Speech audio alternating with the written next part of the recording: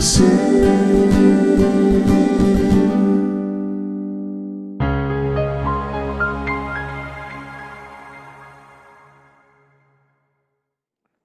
Saudara semua dimanapun saudara berada, hari-hari hidup kita terus berjalan, terus bergulir, dan kadang-kadang kita merasa putus asa dengan berbagai situasi yang datang dan menekan kita. Kita terhimpit dengan situasi dan berbagai-bagai keadaan, khususnya di tengah-tengah situasi belakangan ini. Nah saudara, pada dasarnya itu manusia itu punya sifat yang suka mengeluh. Lebih banyak mengeluh, lebih banyak tidak puas daripada puas atau bisa menikmati hidup ini. Apa saja yang dilihat manusia, saudara dan saya cenderung mengeluh dan tidak puas. Nah, saudara, ketika kita menghadapi masalah, banyak dari kita mengeluh bahwa hidup terlalu sulit. Betul bukan? Lantas apa yang mau disyukuri? Mari belajar dari Daud. Karena perjalanan hidup Daud tidaklah mudah.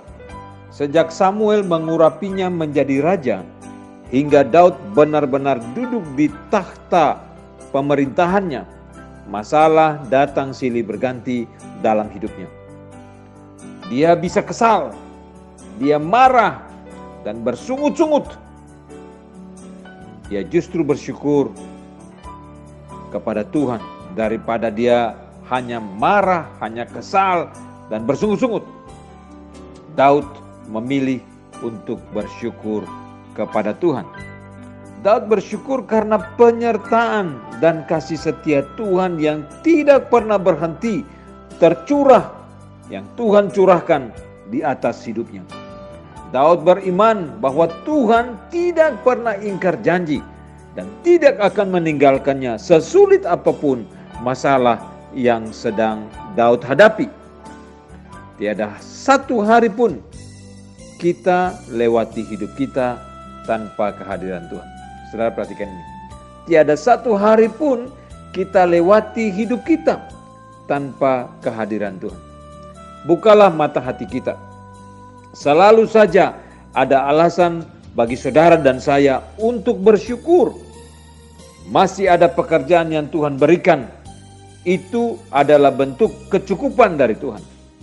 Masih ada makanan yang bisa kita santap hari ini, kita makan hari ini. Itu suatu bentuk pemeliharaan dari Tuhan agar kita bisa dapat bertahan hidup. Lihatlah, Tuhan memberikan keluarga dan juga kawan yang begitu mengasihi kita. Berbagilah kisah hidup dengan orang lain. Lihat tubuh kita, bukankah oksigen yang Tuhan berikan dengan cuma-cuma adalah bentuk kasih setianya yang tidak terbatas? Lihat saudaraku, hari ini kita masih bisa dapat membaca Alkitab dan renungan harian. Saudara masih bisa dengar saya membacakan atau menguraikan podcast ini, bukan? Itu adalah salah satu berkat Tuhan yang khusus Tuhan berikan kepada saudara. Karena kita masih ada sebagaimana kita ada hari ini, dan kita patut bersyukur untuk keberadaan kita. Biasakanlah diri kita untuk mengucap syukur. Ketika bangun pagi-pagi, apa yang saudara lakukan? Ketika saudara bangun pagi-pagi, sudah seharusnya saudara dan saya bersyukur kepada Tuhan, mengucap syukur kepada Tuhan, mengingat dan merenungkan perbuatan pemeliharaan kasih sayang Tuhan hari lepas hari. Saudara, kalau saudara ada di pagi hari dan kemudian dalam seluruh perjalanan satu hari itu saudara ada di malam hari, mari saudara kita coba hitung. Kita coba sebutkan berkat-berkat Tuhan yang kita dapatkan di sepanjang hari hidup kita.